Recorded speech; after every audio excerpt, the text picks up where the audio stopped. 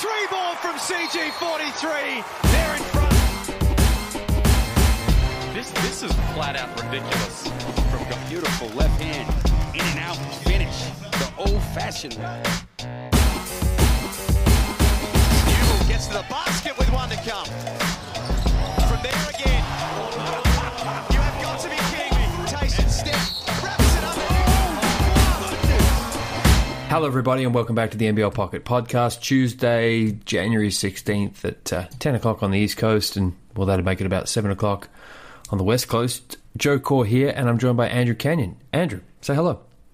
Yeah. Oh, your internet just went a bit fuzzy there as I was about to come in. Well, we'd have to do something. It's not like I paid good money for a new modem the other day, but whatever. No. So, you're joined by a very hungry Andrew Canyon tonight. Yeah. I'm starving. I've got a bad craving for something that isn't a sponsor of the NBL.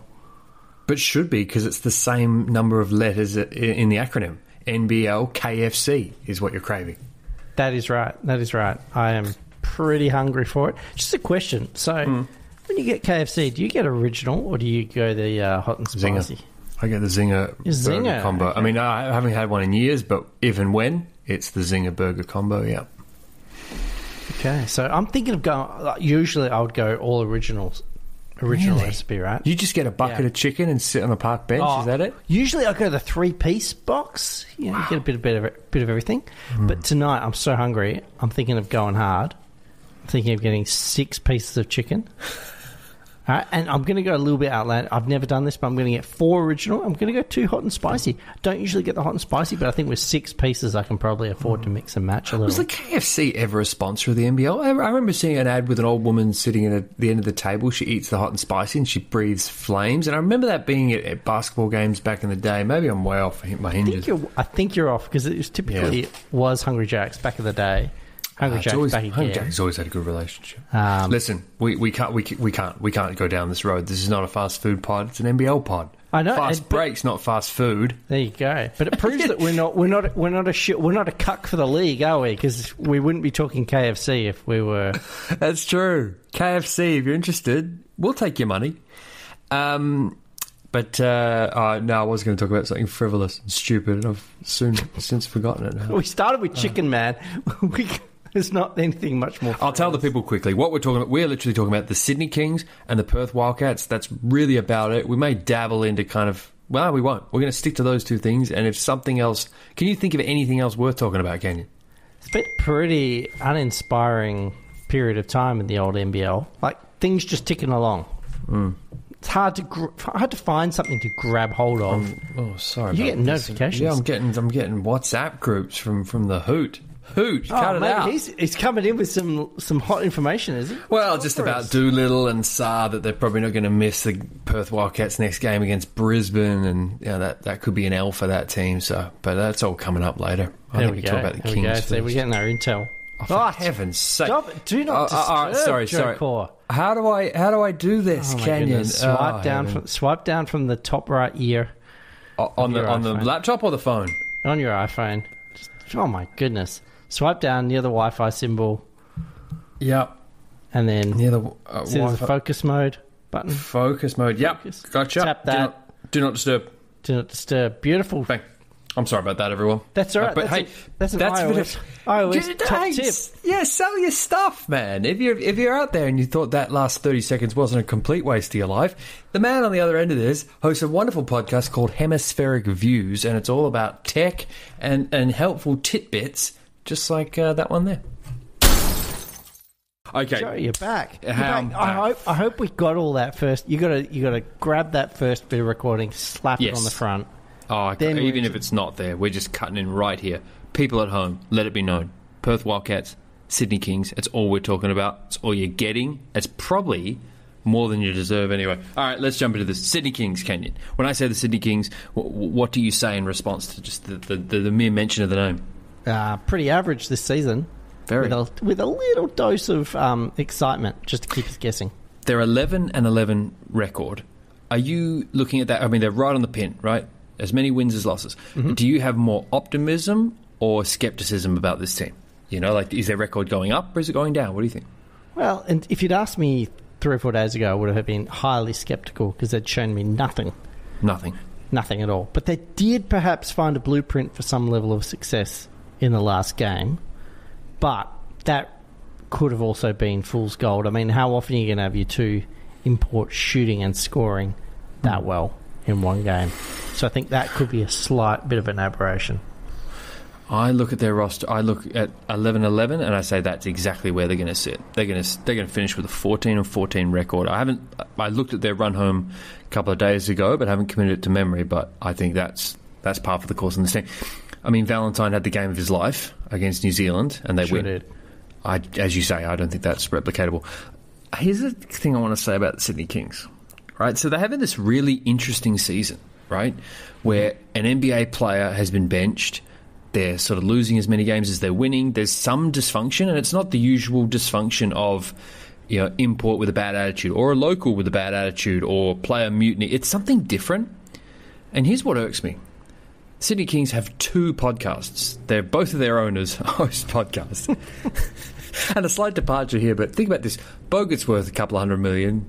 Paul Smith similarly. And what do they do with their riches? They do other stuff, but also they devote some of their time to making a fucking podcast. Like, it just shows you how fun this platform can be for people listening. I mean, I hate to say it, Kenyon, but if I had their money, you would not be in my life, pal. We would not be talking.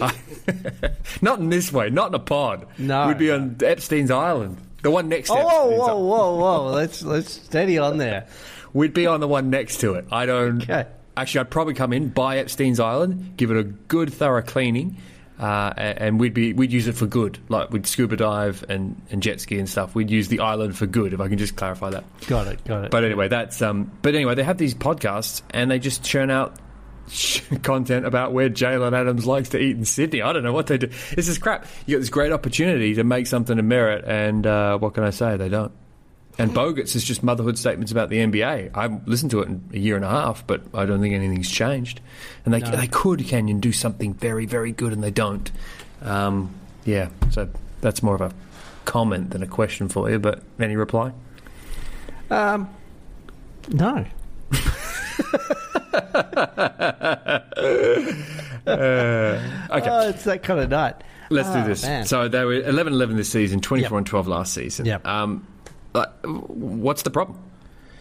Well, the problem they've got is that they have a coach who's coaching them like they're up until perhaps the last game. So coaching them like they're an under-9s team where everybody gets to have a turn, and it's just subbing by the clock, bring everybody out, bring everybody in, and having no real sense of the occasion. A guy might score some points. Nah, sorry, it's 3 minutes on the clock. You got to come out. And then also carrying on the under-9s tradition, although apparently they don't do this at juniors anymore. They used to. It used to just, maybe it's more social league. It's just like, let's just play a 2-3 zone defense. Because they do this switching stuff too. Effort. Yeah, they just switch everything. But fall into that 2-3 zone, which the zone is designed to encourage outside shooting, right? You pack it in and you let the P teams beat you from the outside. Most teams in the NBL have enough competent shooters that they will beat you from the outside. They will not just beat you, they will, crush you from the outside. Yes. And New Zealand just unfortunately had a bad shooting game in this last one, whereas the Kings were just red hot. Pink hot. Pink hot. I got to hand it to them. Like, their coach's career was on the line. If they lose that game, he gets sacked, I think. Yep. That would have dropped them below 500, and I think they've seen enough to know it's not going to happen. They would have dropped 2 games below 500, pardon me. Yep. So he's still on thin ice, but I think they would have actually clinched it. We'd be, with this pod, we'd have a very different direction right now because he'd be gone. Yeah. But I think you said it best a few weeks ago when you said something along the lines. I can't remember if it was on the podcast or in a chat, but it was basically the Sydney Kings bench basketball where entertainment goes to die or something. It was like you've got those Sean Bruce, Kwat Noy, who's an entire black hole. Angus Glover, who's out to try and desperately prove that he deserves starter minutes every time he gets on the court. It's not particularly enjoyable to watch. Here's my thing, right? There's a winning lineup and rotation on this team. Adams, Hogue, Valentine, Hunter, Bolden, Galloway, Glover, and to a lesser extent Noy, depending on where he is game to game. If he's hot, you play him. If not so much. But their coach doesn't run that rotation. No. He's got a bit of everything in there. Sean Bruce plays a lot of minutes, all these guys. The other question I have is, who's their best local? And other than the Wildcats, the Wildcats were good when they had a really good local in Nick Kay. Now they had struggles when they didn't have a good local. Who's the best local on the Kings? Is it Galloway? Is it Bolden? Is it Jordy Hunter? Jordan Hunter? Like, that doesn't stack up against your Goldings, your Mitch Creeks. I know South East Melbourne are poor, but where's their local linchpin? Last year they had Xavier Cooks. Their local was an MVP, and they just don't have it. Adams is an interesting case where this is the biggest condemnation of a coach, I think, and it's why people were slagging off John Riley at the start of the year. The star player's not playing well. This is Jalen Adams. He should be neck and neck with Cotton for the MVP. It should be him, Cotton, Adams, and Lamb. Yep. And right now, it is not even a conversation. People out there leverage everything you've got and go and put MVP on Bryce Cotton. There's just no way. He could get hurt. It's barring hurt. I think he's got it wrapped up. No one's even close, unless Lamb goes on an absolute tear. But I think this thing's over. But Adams is an interesting one where similar usage rate to when he was with the Kings last time. But PER's way down, true shooting percentage way down, and that's the condemnation of a coach when your best player's not playing his best. That's very, very poor strategy. And where are you at with Valentine? Had a good game against the Breakers. We've ragged him on the podcast on occasion, but I saw his game. And he's fun to watch. He does some fun stuff. What do you think? Yeah, he is exactly that. He's entertaining to watch. He's when he's shooting well, it's cool. And he push shots. Never goes to the hoop. Never lays it up. It's always a push shot. Yeah. And he's got some wild passing ability as well. Oh, yeah. Very unorthodox. So in that sense, he's good to watch. But I think also he doesn't seem always completely committed at the defensive end. No, not even close. And if his shot's not working, he can kind of go a little missing. I just don't see him finding, okay, I can't shoot today, so I'm going to set some screens and I'm going to go hit the glass. Yeah, put it on the deck, go round my guy, make something for someone else. No. Yeah. There's long threes, push shots, and some funky passes in transition. And the half court. That's about it. I still don't know where to sit with Valentine. I feel like when you've got Valentine and then Jalen Galloway's a bit the same way. Yeah, and then Jonah Bolt's a bit more aggressive, obviously, a bit more. Jonah Bolt's streaky as well. Had some really good games, but then has gone missing a bit. And then Tui as well. Like, they're all identical players. And then DJ Hogue, there's a bit of the crossover in the Venn diagram with the skill set with these guys. So it's funny, Bogut at the start of the year got clipped up into an article, was not convinced of the construction of Perth's roster. I look at how much this Sydney Kings roster overlaps one another, the way they've recruited over player after player after player. I worry that this has not been the best jigsaw puzzle piece from Pongras, who's typically been a masterstroke at this sort of stuff. So yeah, they're all a bit samey, aren't they? And maybe that helps opposition teams as well. They're like, you figure out how to attack the one flavour of Sydney Kings, and they've got no ability to really change it up, or to go big, or to bring out bring on a small lineup and things like that. So they have no idea. What's the identity of this team other than just shoot heaps of threes and play no D? Right? There's no gumption. It's like the 7 seconds or less Suns. They just run it up. Oh, they're shooting threes at a ridiculous level. I want to ask. Here's the thing that I want to ask you this question. Mahmoud Abdul Fattah, do you think he sees out the season? Yes or no? I think at this point, yes, he does. I think. Yeah, we're getting. How many games are left? Well, if they're 11 and 11, there's 6 games left. 6 games, so he's definitely. Yeah, he's made it. No, he's made it. But is he coming back next year? Oh no. God, no, not a prayer. And here's how you know. I don't know whether to say he's lost the locker room but this was when it hit crisis point. January 4th. Do you know why I say that's the sort of alarm bell day for the Kings and their coach? No, why is that? It's when he puts Sean Bruce in the starting lineup. You can't do that. You can think about it. You can lay up at night, stare up at the ceiling and think, oh, no, I'm going to, it's the type of thing that you go, Like you tell everyone down the pub, like, no, I'm going to do it. No, I'm going to. Like, I'll climb the roof. I'll jump off. I don't give a fuck. I'll do it. But you just can't actually do that sort of thing unless you're on a one-way road to losses and whatever. So in the losses, Sean Bruce played in the losses to Adelaide and Brisbane, 39 minutes combined over those two games for Bruce. 2 points, 1 of 7 over 2 games, 40 minutes.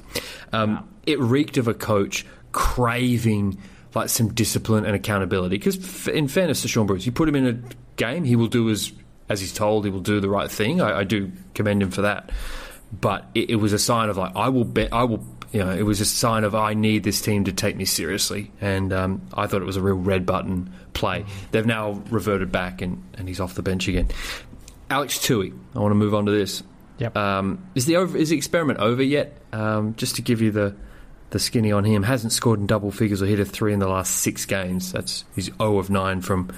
He's missed his last 10 3-point attempts over 6 games. I just don't see where he contributes to their winning basketball, and he's taken up 20 minutes a game, and it's time that could be to Bolden, Valentine, Galloway. I just don't see his place on this team. What do you think of him? Yeah, he started the season on fire, didn't he? But I think the season has worn him down, and I think playing against the defensive accountability has he can't stay on that end. It's crazy, but sorry. And often he's matched up on one of the better players on the opposition team. Right. So he is just out of his depth at this point. And I think as much as there was a lot of talk earlier about and we'll talk about Perth in a while, but leaving Ben Henschel on the bench as Alex Toohey was doing all these great things. Perhaps there's some level of wisdom in that you can't ask too much of these young kids. It puts a lot of, I would almost say, unfair pressure on them. They're still learning how to just be a professional athlete, how to live away from home, how to iron their shirts. They're learning how to cook a meal. They've got all these basics of life they're trying to sort out and be a starter on an NBL team. It is a lot to ask over a 28-game season. Yeah. And I think Alex started the season with a blaze of enthusiasm, and now it's turned into a grind, and he is probably suffering as a result. I just think I wrote an article for a rather large publication, and the things I wrote in that article, despite speaking to a scout over in the US about Alex Toohey, were redacted and taken out, much to my objection, but nonetheless. And at the Nike Hoop Summit, where they look at draft eligible players, when he was about to go to Gonzaga but then came to the NBL, got beaten really badly athletically in that game, and then decided actually I need to work on my athleticism, and thought he'd be better off doing that in the NBL. And that question mark hanging over him is still there. He's still on draft boards in the top 60. It's going to be one of the worst NBA drafts of the last 20, 30 years, so you'd hope so.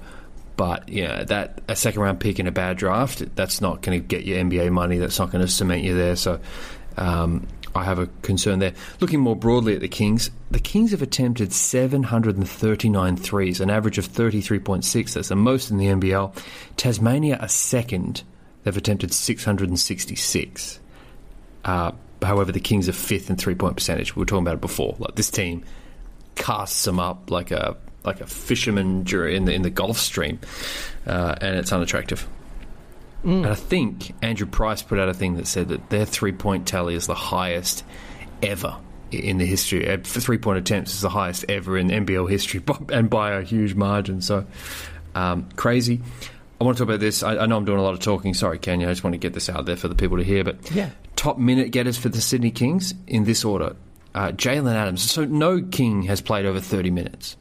Averages over 30 minutes, pardon me. Not even close. Adams, 29. Ho, 28. Valentine, 25. Have a guess who's the fourth biggest minutes getter on the Kings per game? Kings. Don't feel bad. It's hard. People at home, this is a difficult one to know because it's such a hodgepodge. It's Galloway, 24. Okay. Guess who's next? So fifth. So who are their top? Their fifth, top five. Have we said Jordan Hunter yet? Sorry? No. No, I'll say Jordan Hunter. Nope. Alex Toohey. Okay. Meanwhile, Bolden is 9th at 18th and Glover 10th at 15th. So Glover's down about 2-3 minutes a game on what was a really good season last year. He's in doghouse of doghouses. He should be getting the Toohey minutes, shouldn't he? I concur. And Bolden, depending again, you only need 8 guys in this league. Last year, Glover was 7th in minutes on the Kings. Basically, the first, second guy off the bench. Now he's getting DMPs. Just don't get it. I want to. Can I put my tinfoil hat on and ask you a question? Yeah, sure. Is there a Moldovan conspiracy afoot? we love Daniel Moldovan on this podcast. A huge agent, very successful. Had a few bumps in the road of late, but Lighthouse is back, baby. It's back on Instagram. Yeah, the agency is back. The light is back on. The fire's lit. Rain jacket on. The yellow bucket hat. Do you know how many of his clients are on this team? Obviously, he has his operations here in Sydney. Oh, but gosh. Bolden, Bruce, Hogue, Noy, Tui, and I think he's got others. They're the only ones I could actually know. Let's just rename the entire team. Just put his face on the jersey. The Sydney Lighthouses. That's not bad. It's not bad. Could be a second Sydney team right there. The West Sydney Lightkeepers. Is that what they're called? Yeah, I guess so. Yeah. But and I think this is all a play to stock up their roster with his clients, and then when Cooks becomes available next year, there's that relationship like, hey, we hung around, we looked after you, this was come on, Cooks on a multi-year deal, let's do this. I don't know, I get a vibe that this season they're not particularly dedicated. They've seen the writing on the wall and they're like, okay, we'll ride it out, but next year we want Cooks back. What do you think? Could there be a conspiracy afoul? I think it's a stretch. I don't know. It seems like it's just too. It can't be. It can't be. He's got to represent each person in their own best interests. What could be a better interest than coming to Sydney? He is a good agent. What would be better than coming to Sydney? You're right near the agent, looks after you. I mean, Tui, to make sure that Tui gets 25 minutes a game with that level of production. Now I'd sign with him. Let's move on. John Rillie. Do people really owe John Rillie an apology, Andrew Kenny? Nah. Why not? Nah. Like, he had them off to a poor start. He's got them back to a reasonable, a good level, playing well. But, again, I don't think it's through any particular coaching brilliance. It was what everybody was saying from day one, which is this team lives and breathes on the success of Bryce Cotton. Get him the ball, get him shots, and you'll be okay. And that's what they did. They made that adjustment. They reset everybody's expectations and said, hey, if this is Bryce's team, he needs 20 shots a game, make it happen. That to me doesn't reek of star coaching. That seems like the bloody obvious. And here's why an apology. Is an apology necessary? I mean, do you think we owe him an apology? We were critical. But everything we kind of said, we think the Wildcats should do this, they've actually done. We were like, give the ball to Cotton, get the F out of the way. And play Harris more, and guys who set a good screen, wag stuff. Yep. And they did. And now they're winning. Yep. I had to say we foretold this would happen. But the other thing I will give really credit for, and I don't know if it warrants an apology, but I want to highlight it, to bench Corey Webster. And not, 12 minutes a game or 14 minutes. I mean, hard DMP, the Blanchfield treatment. Yeah. But at the same time, you've got to measure this on the scale. To do that to Corey Webster and say, no, we're going to give your 8 to 10 shots to Cotton. That's the way it's going to be. But to then keep the brother of Ty Webster on side. Ty Webster's been fantastic this year. He has been. When he was hurt, the Wildcats were poor. He's better. And he's playing really selfless and getting at the hoop. Looks real strong across the shoulders. So I'm going to say, not an apology, but certainly a pat on the head for John Rillie. To manage that relationship would be really difficult. And I don't know if you saw Corey Webster got into the game against Southeast Melbourne. The one they had won, got 2 minutes, threw it up against the rim every time he caught it. That was theatre. I love that. That was hilarious. Yeah. He wasn't looking after the rookies, was he? He was out to get his. That was the funniest thing I've seen this NBL season, I think. I was like, I wish I could have bet, is he going to shoot it every time? I would have bet thousands of dollars. And my favourite was when the clock was at nothing, 8 seconds, and dribbled it at quarter court and took a shot. That to me is that's funny stuff. But and then the other one is Wagstaff in the starting lineup.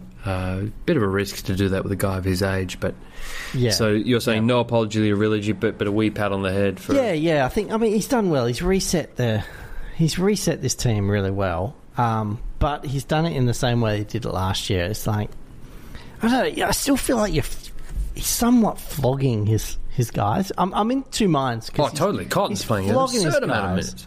But also, it's only a 40-minute game. They're super fit. Why not? You know, so it's a little bit of... I'm in two minds about it. But then I worry, like, you know, and it was Pete Hooley on the commentary. He can drive me crazy sometimes. Right. But he brought a really good point up about the Doolittle incident and the fact that they just left him on with his concussed state. And that's where I'm like, really? Are you really paying attention? You know, like...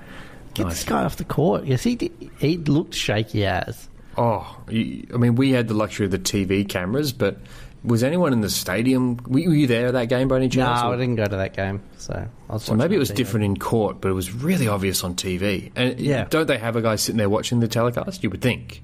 Yeah. You'd have one guy watching the screen. They got the replay guy and all that. But also the medical stuff. Like, what else are you there for? Yeah, what else are you there for? Yeah, good point. So there's that kind of stuff where I just wonder, does he really have the overall welfare of people at heart? Or is he just like, just go out and win, I don't care?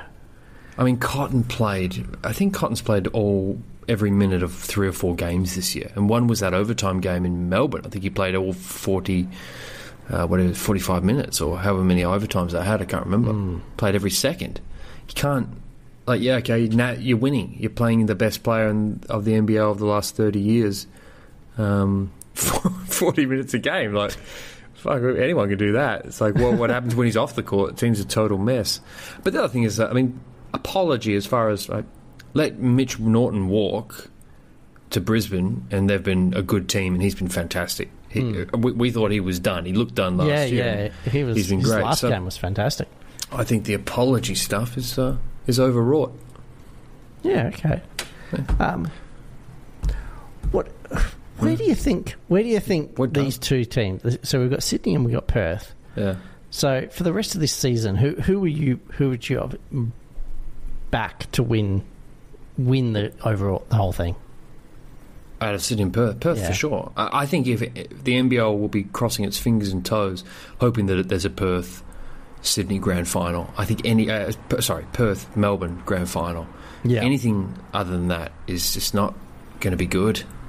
Tasmania maybe, but you want Perth Melbourne. That'd be great. Crisscrossing the country, 2 teams hate each other, 2 best teams by far.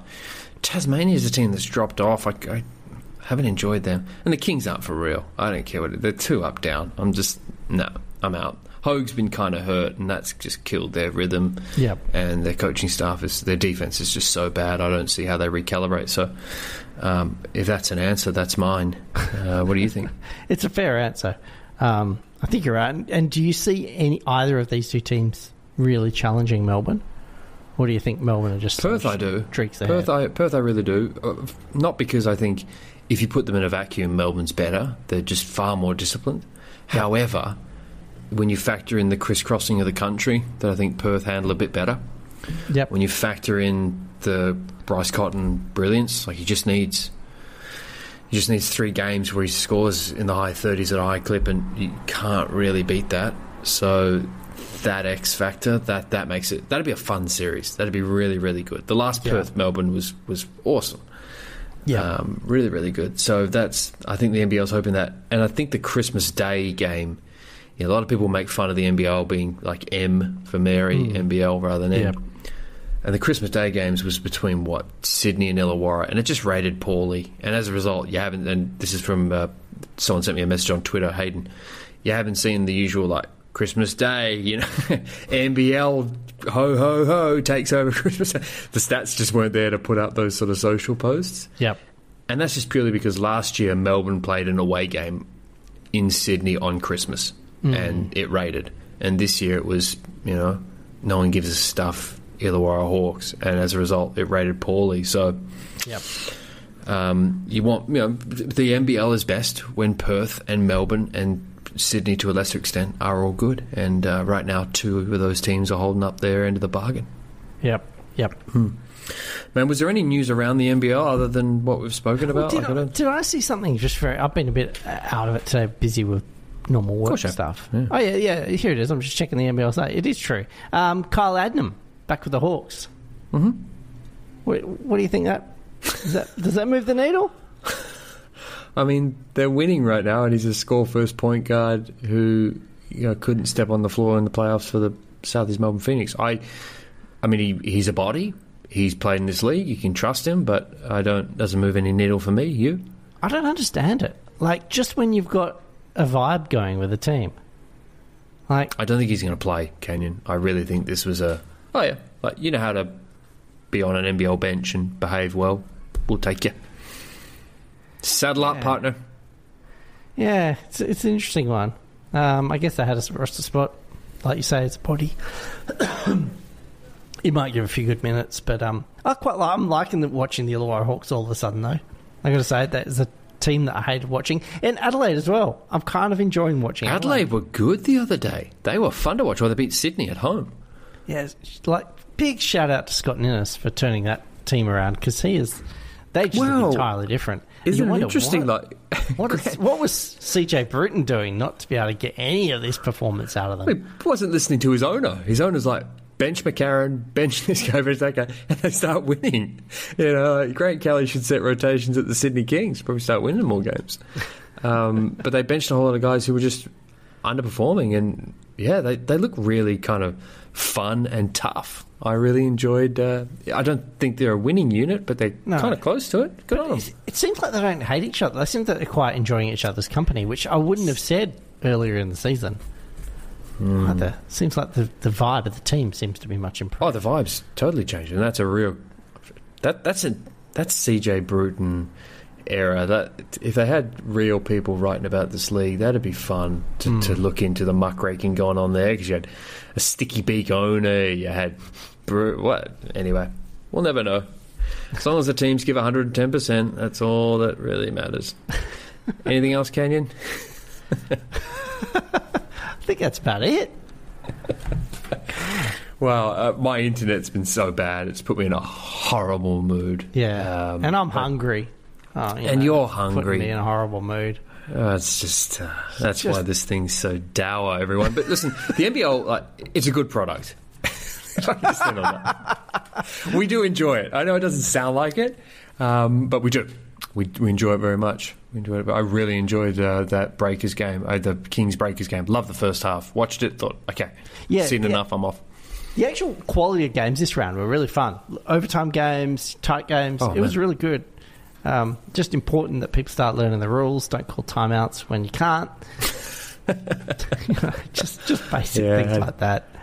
Can I ask, have you got any hope in South East Melbourne? They're playing this week and they don't have Williams, and I think Brown is a day-to-day. Do you think they'd, I'll do this quickly, worse than Brisbane?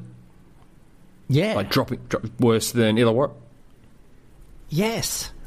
Worse than Cairns? Depends on the day. Cairns went to did the NBA games in the early season, and they've got nothing out of Taron Armstrong. I thought he was going to be a stud. He just hasn't. I don't know if there's something going on there. I'd love to know what. Is he just not good? Is he hurt? Is it too much? Is Patrick Miller recruited over the top of him? Yeah, that's an interesting one, because I thought he was going to be really, really good, and he hasn't been. No, and I can't describe why. Like he just has not been good. He's got minutes. He's played in games. Just hasn't happened. No, weird disappointment. Yeah, that's another it. young player struggling to come to terms. The NBA doors kind of closed, you would think. For now, yeah. For now. For a draft, NBA draft doors closed. Yeah. All right, Kenyon, I'm going to let you go. I can give you the final word. You say what you want. This has been a horrible recording. Can I just say for the people at home, I spent $80 on a new modem, and Kenyon, would you say it's improved things at all? No, it's no better, mate. I think you got to go back to. I got hoodwinked to another solution. I got shanghaied by the people at Telstra. Screw them, pricks. Yeah, Aussie Broadband. That's who I'd recommend. Okay. What's my last word of advice? Or I've got one. Actually, before you give your last word, I'll just quickly look at the games this week and tell me which ones you'll be bothering tuning into. Tomorrow night, South East Melbourne play the Adelaide 36ers. Are you going to bother? Nah. Hawks Taipans on Thursday. Nah. Yeah, no. I might, but no. Fourth quarter, if it's tight. I'll check the result closely, but I probably wouldn't watch that one. This Google. Oh, my word. This is a horrible way to do things. Jack Jumpers, Melbourne. Oh, Jack Jumpers, that'll be good. Friday night. That's a good one. Then followed by Perth and Brisbane. And Wildcats will probably be without Doolittle. They might be without Sarr because of the concussion and so on and so forth. That could be a real doozy for the Wildcat. Breakers, Southeast Melbourne. Nah. Don't care. Hawks 36ers again? No, sorry. No, sorry. Hawks got the Cairns. But nah, like... No, I'm not going to bother with that one.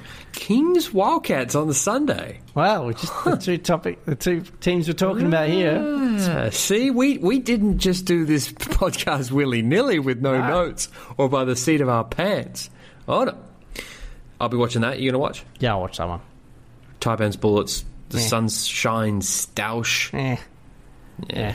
Not going to bother. So there it is, people. Watch the Kings and Wildcats. Yeah. Watch the Wildcats and the Bullets, maybe. Definitely watch the Jack Jumpers and United, and that's your NBL week for the upper casual fan that listens to this pod. Yep. Yeah. Okay. All right, Kenyon, I promise you the final word. Apologies. Final word, yes. So at some stadiums around Australia, they just stop playing music for just a few play cycles, and it's lovely. And you can sort of hear the play, you hear the shoes squeaking, you let the crowd build some atmosphere. Let's have more of that across the league. And commentators, you don't have to fill every second of airway with talking. You can just stop saying things for a minute and let the game breathe. What they could do is like rub two sneakers together. So keep playing the music in the stadium, but just get two sneakers and rub it and get that squeaky sound in the commentary booth. Less is more sometimes. I think that's what that's my theme. Less is more, broadcast and in venue. And Canyon, in that spirit, less is more. We're cutting it here.